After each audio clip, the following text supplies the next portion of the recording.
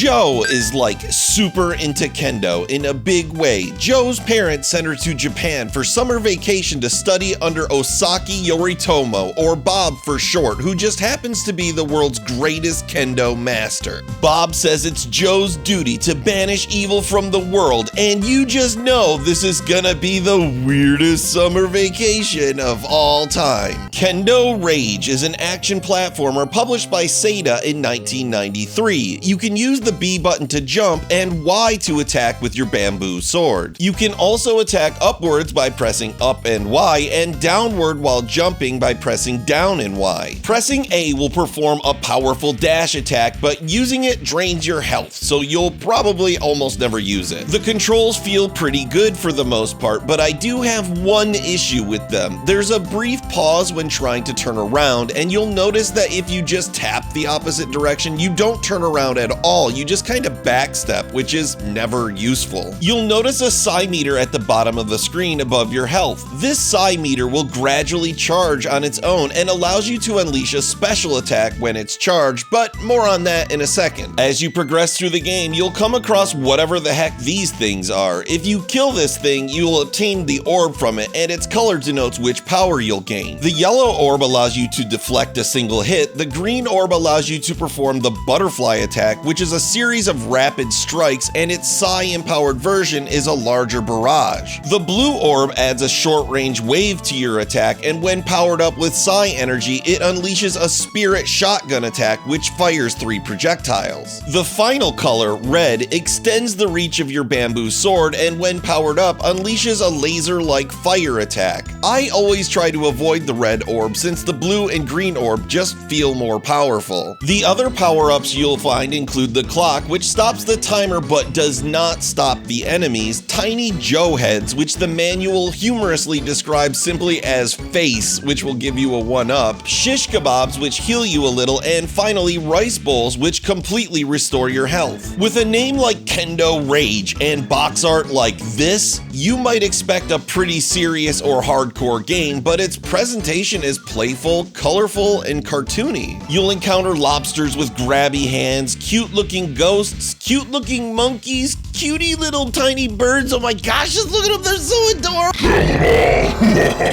Just cute everything, really, so the choice to use Rage in the name is puzzling. It should be like Kendo or something. You'll have to fight your way through 7 levels in Kendo Rage, and you're also fighting against the clock. The idea is that Jo is late for school or something, but she's supposed to be on summer vacation, so I don't know, just go with it. The levels are all pretty short, and most of the time the game is constantly pelting you with enemies in an attempt to slow you down. At the end of each level, you'll square off against a goofy boss like Jo's malformed clone, this singing ice vampire lady, and Doctor Who. Wibbly wobbly. No, not that Doctor Who, this Doctor Who. The owl, get it? One kinda cool boss fight is this one against this Rose lady. The way the fight plays out is kinda like tennis, where she'll serve up a projectile and you have to volley back and forth to eventually damage her. The final stage is a boss rush where you'll have to fight them all again, with each of them having learned a few new tricks. If you make it all the way to the end, you'll face off against some kinda handsome demon man in a final confrontation. I won't spoil the ending, but as you may have already guessed, how long you take to beat the game has an impact on which ending you'll receive, so if you want the good ending, you'll have to hustle. I have a few miscellaneous things to go through here relating to Kendo Rage. First of all, there's a pretty funny typo in the very first screen after starting the game when Jo introduces herself and proclaims, "I just love martial arts." There's yet another typo in the opening story when Bob instructs that you can start by destroying the evil creatures. Kendo Rage also includes something I haven't seen in a game before. Under configuration, there's a monitor test option which allows you to calibrate your TV.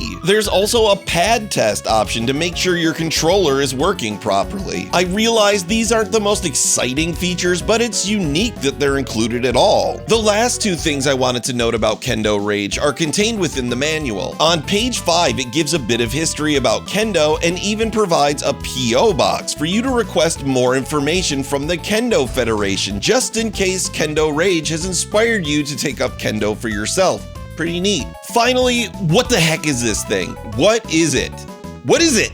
Kendo Rage isn't super challenging, and it doesn't do anything groundbreaking or anything, but it's just a solid, lighthearted, colorful, and most importantly, fun game, and I give it a super cutie patootie 3 out of 5. As you progress through the game, you'll Kendo Rage isn't super challenging, and it doesn't do anything groundbreaking.